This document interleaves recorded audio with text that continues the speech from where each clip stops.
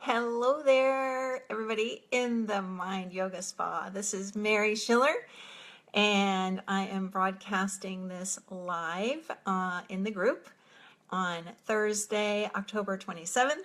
If you happen to be on Facebook, let me know by giving me the hi sign, hitting an emoticon, or saying hi in the comments. And if you're watching the recording, thank you so much for doing that as well. I wanted to post a video in here, a Facebook live stream, because something has really been on my mind a lot lately. And that is the idea that we are never the victim of circumstances. And the reason why I think this has been on my mind so much lately, excuse me, is because I've been thinking back over the last 12 months and really remarking to myself how different this past 12 months has been from what I thought it would look like. So I thought it might be interesting to share a little bit about that with you and also take any questions that you have. Hi, Shirley. Thanks for joining. I appreciate that.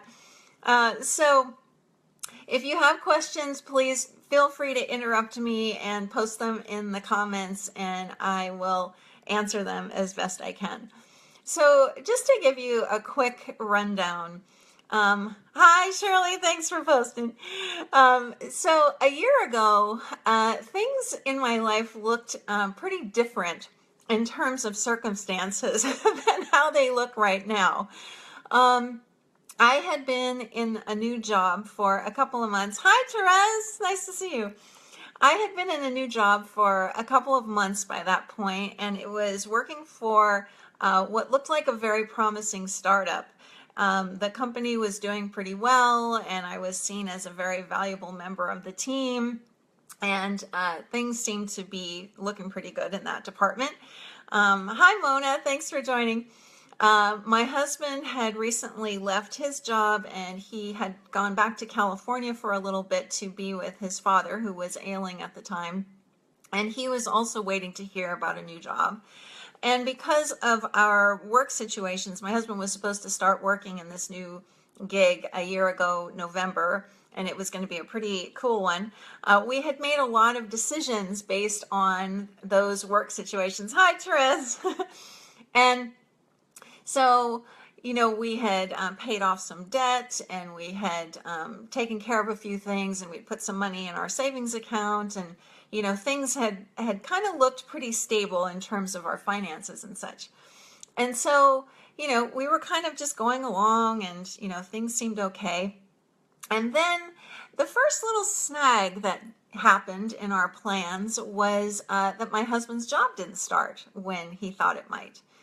And so we were like, well, that's okay. We still have money in our savings. It's fine. We can live on what I was getting paid, and we had some money to take care of us. So it was all right.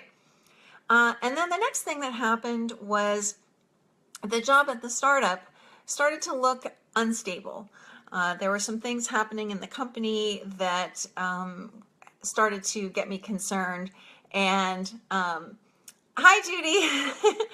And things started looking, hi, Sarah. Things started looking a little bit shaky to me there. And so by the end of 2015, by Christmas time, things were looking quite different than they had just a couple months earlier. My husband's new job still hadn't started, and we suddenly didn't know when that was going to happen. My job at the startup was looking extraordinarily shaky, mostly because I saw something going on in the company that I didn't like, and I wasn't sure that I could continue working there. And then to top things off, we had some, when I say gigantic, I mean gigantic, unexpected repair bills that came in that pretty much decimated our savings account. So when we started 2016, we were really looking at each other like, what is happening here? Like, all the things that we thought would happen were not happening. And sort of the kicker was that at the end of January, I had a conversation with the CEO of the startup, and it was just obvious that I couldn't continue working there. Hi, Stephen. Nice to see you. And so at the end of January, my husband was not working. He was still back in California, helping to care for his father who was ill. I had lost my job, and we were still dealing with bills and more bills that we had not expected, and our savings account was down to about this much. So we were kind of looking at each other like, wow, it's really interesting how things really didn't go the way we thought they would. And we were kind of in a state of shock, to be honest. The work things that we had sort of been counting on did not materialize. We had all of these other things that did materialize that we weren't prepared for financially. And things just were looking a little bit fuzzy to us. And it was really fascinating because we had a moment, I think it was in February or so, where another financial thing occurred. And my husband and I looked at each other and kind of freaked out. we had a few minutes. Hi, Shailene, nice to see you. We had a few minutes of really like major panic where we were like, oh my God, what are we going to do now? It was one of those kinds of things. And fortunately, both of us have an understanding of these principles. Hi, Kandis, nice to see you.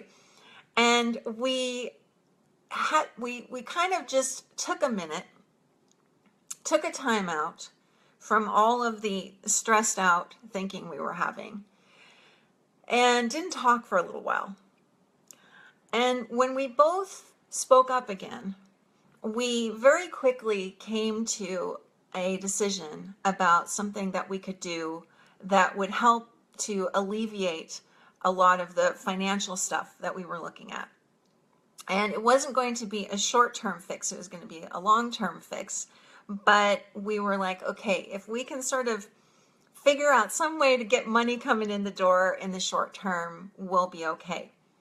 So what was really interesting was shortly after that, I got a month's severance from the startup.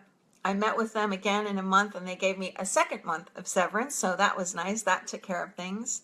The next month, we got a very large tax refund, so that took care of about a month and a half, 2 months. And then at that point, I had made the decision to really focus on building this coaching business. So I started earning money doing that. And at the time, my husband was still very much involved with his father's health and really wasn't able to work too much. But it was, hi Shailene, it was amazing how from a place of clarity, we were able to see our way through something that a few minutes earlier had really looked pretty massive and kind of catastrophic, to be honest. And what this really has been illustrative of for me as this 2016 has progressed is that things can look a certain way. They really can. They really can look like a catastrophe. They can look like, some kind of earth-shattering disaster. But that doesn't mean that that's what's actually happening. That we are never actually a victim of circumstances. That the only thing we're ever really looking at is the way we happen to be thinking at any given moment. And the more we can see that, the more we can see that this feeling of catastrophe is coming from momentary catastrophic thinking, the quicker we can access this clarity that we all have to help us make good decisions about what steps to take next. So that is kind of how this year has unfolded. There have been a lot of really unexpected things that have happened, which, if we really are honest, isn't most of life filled with unexpected events? And it's interesting to me to think that, in the past, I used to see myself very much as a victim of my circumstances. I thought that unless I could undo things that had happened to me in the past, that I was always going to be dealing with the repercussions of them. Or unless I could set up certain circumstances around me, if it was, a better job or more money or whatever, a different place to live, unless I could have all these things sort of all lined up nice and neatly, that I really couldn't feel safe and secure. And for me, the most amazing part of this understanding of these principles is realizing that no one is ever a victim of their circumstances. That in fact, our circumstances are irrelevant to what state we are in. So I would love for you, if this is kind of hitting you somewhere, give me a thumbs up or something so I know, because this has really been a big breakthrough for me personally. Realizing that anything can occur in life, as it will.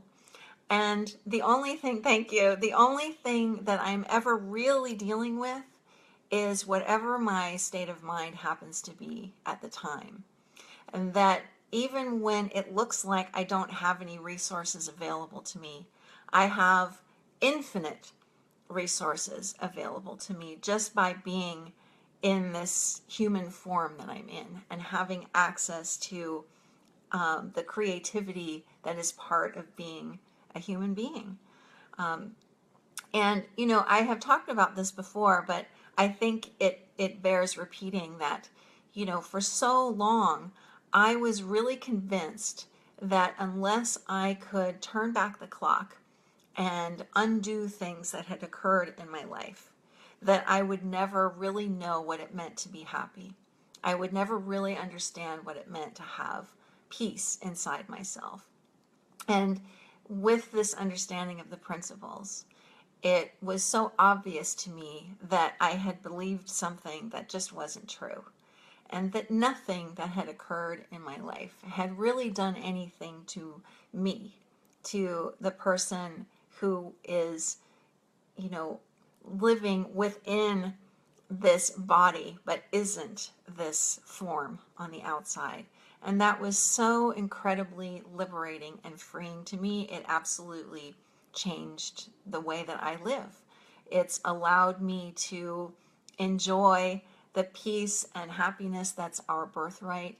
It's allowed me in the past 12 months to accept whatever is coming my way and not really have much stress. I really can't emphasize enough how different that is from how I was living my life before, when pretty much everything looked like stress to me. So, I'm so grateful to have come across this understanding of the principles, and it's why I'm doing what I'm doing. So I would love to answer any questions that anybody has. That's part of the reason why I'm online today, is to see if I can be of support to you. I'm happy to answer anything, so please feel free to type something into the chat box and I will do my best to answer it.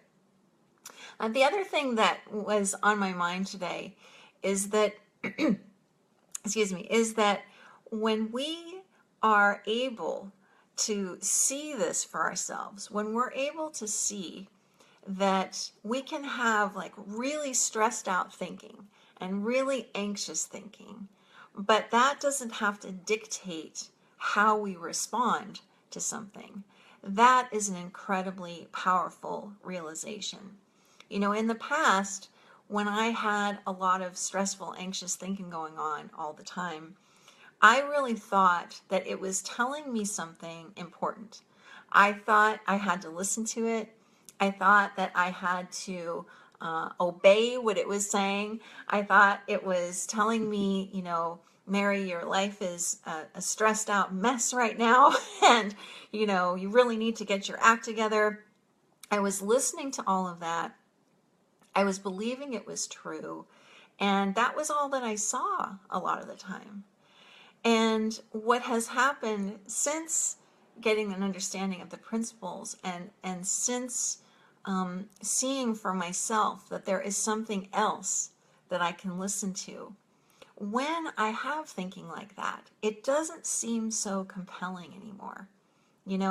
I can look at it, I can feel whatever it's bringing with it. But it isn't the thing that is dictating what I do anymore. Now, that's not to say at times that I don't kind of fall into it, because I do. I'm human, and it happens. We're all convinced by the illusion from time to time.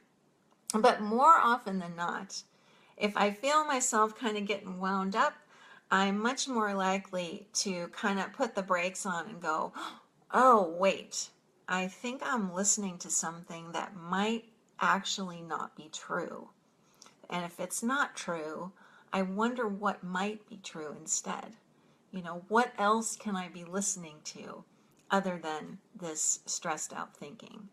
So to give you a concrete example of that, when we were kind of hit with these different financial things earlier this year, at first I did have some thinking like, oh my gosh, what are we going to do? How are we going to cover our mortgage? We've only got X amount in our savings and we don't have hardly any money coming in the door. What are we going to do? And I kind of saw that thinking going on. And instead of, kind of jumping on the bandwagon of that sort of thought process, hi Susan, thank you for joining. What I did instead was I kind of saw it for what it was. It was momentary thought. And as soon as I saw it for what it was, that it wasn't necessarily telling me the truth, I felt myself kind of drop back down into that feeling of spaciousness, that feeling of possibility, that feeling of, okay, I've got what I need at my disposal, so what can I do? And when I was listening from there, things came to me to do. I wrote these books that I've put out this year. I started offering some one-to-one coaching. I started to become involved in other projects and working with other coaches on programs and things. And it was almost like the more I saw that I didn't have to listen to whatever my thoughts were telling me, the more I could listen to what I was hearing from a different source, from, as my friend Sarah and I have been calling it recently, from my innate creativity. What could I create from there instead of from this noisy, stressful thinking that was going on? So it can be so tempting to listen and believe this sort of urgency that comes through sometimes in our personal thinking.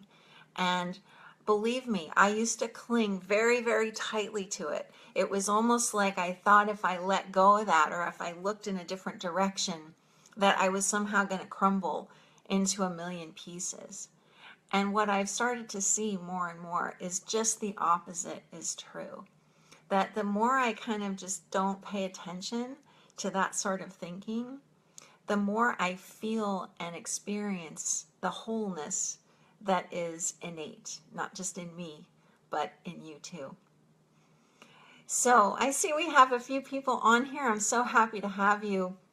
And if you are game, I would love to answer any questions or just comment on something that is on your mind today. If there's something that you feel like asking me, please feel free to type a question in the chat box. I'll be on here for at least another 10 or 15 minutes, as long as my internet connection cooperates and my phone keeps working. So I will just keep talking and sharing what I've seen to see if it's helpful to you in terms of, not really seeing circumstances as these things that we have to fight against and do something about. That's not to say that, thank you, that's not to say that there aren't times when we feel the need to change our circumstances. So for a personal example, one of the things that came to my husband and myself when we were looking at our finances and everything else is we decided that it might be time to move from where we've been living in New York for, almost 10 years now. And that decision came to us in this space of clarity, where it just started to look more obvious that it was time to move on, and we may be able to have, a different experience in our lives and as a couple, if we tried to move to a different place. And it has taken us a while. Looks like we've sold this apartment that we're currently living in. I won't know until I actually see the money in the bank, but it looks that way. But even now, he and I have both really seen that having expectations of, certain things happening at a certain time or certain people doing certain things is kind of not very helpful. What seems more helpful to us now is, taking steps towards changing things that maybe we'd like to be different, but not putting so much emphasis anymore on the outcome being how we think it should look. And to be honest, it's become very clear to me that the way I think things should look is really pretty irrelevant. And most of the time, I have no clue how things should look or how things are supposed to be or how things could be to make the best situation for myself. All of that seems to have kind of gone out the window. I've seen more and more that the best thing I can do personally is to continue to look in the direction that these principles are pointing in. Most specifically for me, it's about, in three principles speak, looking toward the principle of mind, seeing what is available to me there, looking toward what looks like my true self and not the self that's being created by personal thinking all the time.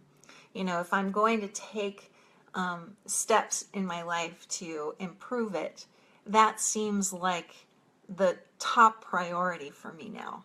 A few months ago, or maybe it was more like a year ago, it could be even longer than that, I realized that for me, the only priority that really mattered was simply that, was looking toward mind, was trying to live more often from that space inside, from that clarity, from that wisdom that is within each one of us. And the way that I personally have been doing that is recognizing my own personal thinking more of the time and kind of being clued into that. Stephen says, it still seems that thinking is telling us about what is going on in our lives. Of course, there might be distortion, but there could also be, but I think you meant biased reporting. Are you suggesting that we stop listening to thought and wait for intuition before we act? That's a great question, Stephen. Thank you so much for asking that. And I think my answer would be yes. That what I have personally experienced in the last 2.5 years since I started looking at the three principles and deepening my understanding is that the less I listen to the kind of chattering voice in my head that said the same things over and over and over again, the less I pay attention to that, the more my decisions seem less like decisions and simply the next step to take. And there isn't so much angst involved in doing things. It's more like coming from a place of wanting to do something instead of feeling like, oh my God, I have to do this. There's just a very marked difference in the quality of my life since I stopped paying so much attention to that chatter in my brain all the time. Let me look back at your question. So one of the things I saw too was that most of the time my personal thinking was telling me something that just wasn't so. Like, when we had these financial things happen, I had a lot of personal thinking telling me, like I was saying a minute ago, this is a catastrophe. This is a disaster. What are you going to do? Like, you are really in trouble. You really got to take care of this or else. That was the kind of thinking that was going through my head. But I could see very clearly at that moment, after I kind of got over the shock of things, that that just wasn't true. That I had as many resources available to me as I needed. They may not have been obvious to me right then, but they soon became obvious to me.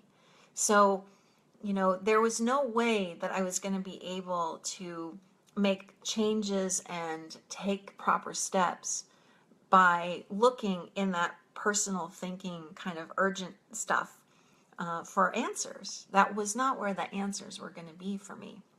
In the past, that's what I would have done. I would have listened to all of that urgency. I would have thought it was telling me something that I really had to pay attention to right then, and I would have gotten myself very worked up. I probably would have been stressed out for the last 12 months. And instead, what has happened is that I have felt very little stress. I've had little bits of sort of acute stress because I'm human and I occasionally have thinking like that. But the overall experience of the past 12 months, despite the change in circumstances, has actually been absolutely amazing. I have been afforded some tremendous opportunities to meet some incredible people, to work with amazing people, to write these books, and just do things that I never in a million years would have expected to happen.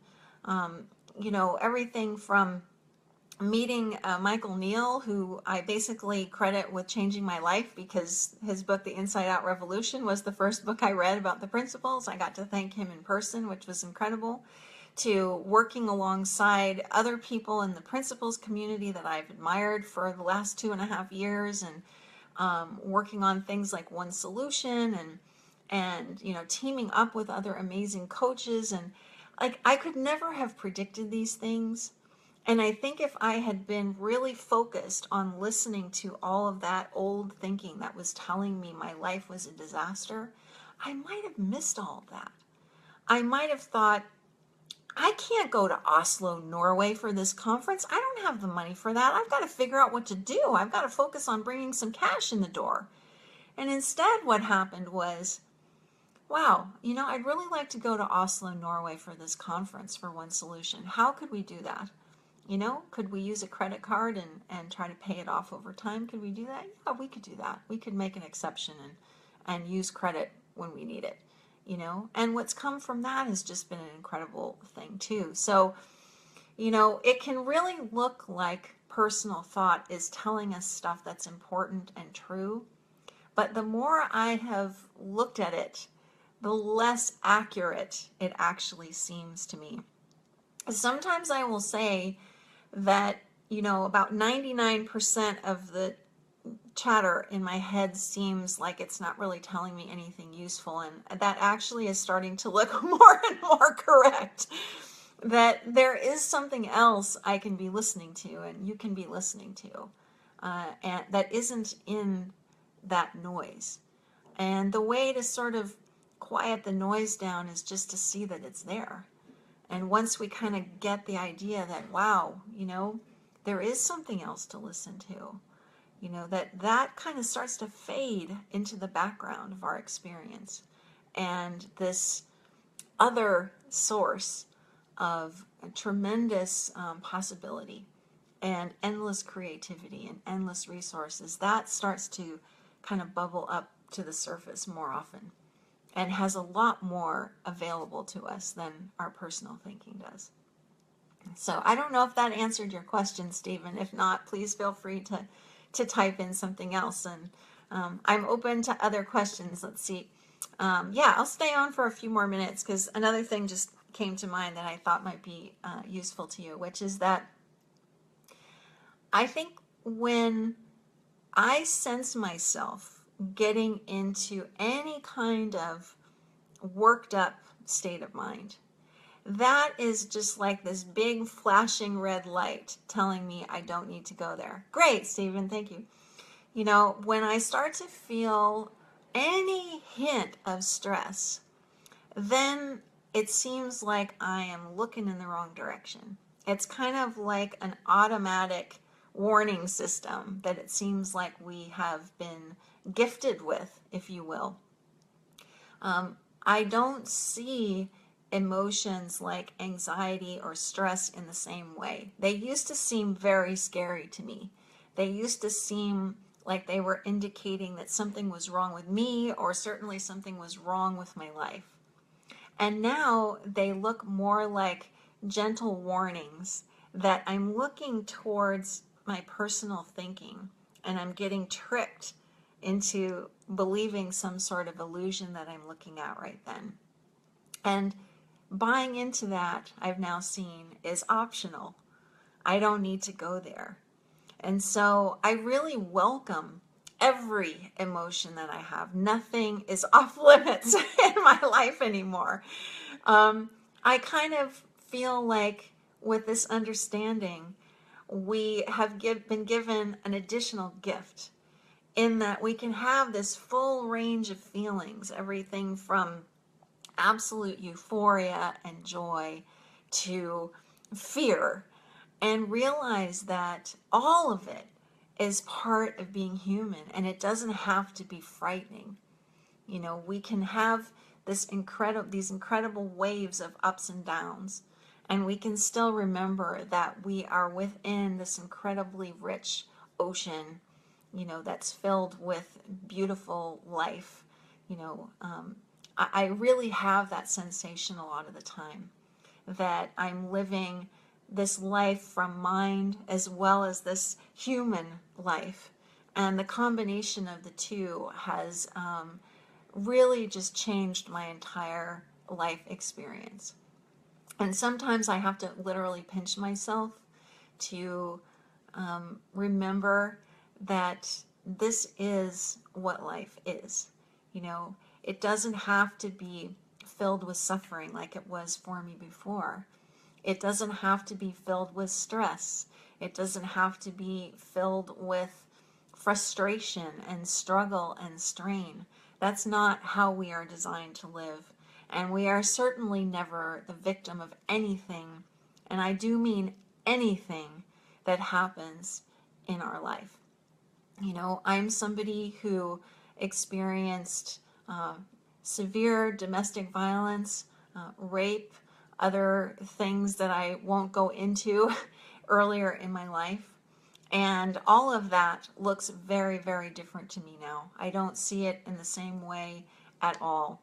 And I always say that if an understanding of these principles can bring me to this place of real peace, then I know this understanding can help anyone, including you, wherever you might be. So I will stay online for a couple more minutes. If anybody has another question that you'd like to ask, I'm happy to answer. And, you know, I think one of the other things that I've realized lately is you can't discount how much hope this understanding brings to our lives. You know, that was something that was always present in me, even when I really thought at times like I couldn't be any happier than I was. I still somewhere held out hope. And I really believe that that hope was coming from mind. I'm not sure how to explain it, but it seemed like it was kind of trying to push its way to the surface. So if you're here and you're part of this discussion, even if things look bleak to you, I want you to, you know, realize that there's a reason why you're here, and that hope is an absolutely real thing. And that for me at least, and for many, many other people, the understanding of how we are actually operating as human beings, explained so beautifully and simply by these three principles, is the reason for hope. You know, that nothing is really impossible, no matter what circumstance you may find yourself in. Anything and everything is possible for you. So I think I will go ahead and sign off. I really, really appreciate you all being here and listening. And if any questions come up later on, or if you're watching this on the recording and you have some thoughts you'd like to share, please feel free to leave a comment. I love you all so much, and I hope you're having a beautiful day wherever you may be in the world. Thank you, Shailene, and I will talk to you again very, very soon. Okay? Thanks so much for being here. Bye now.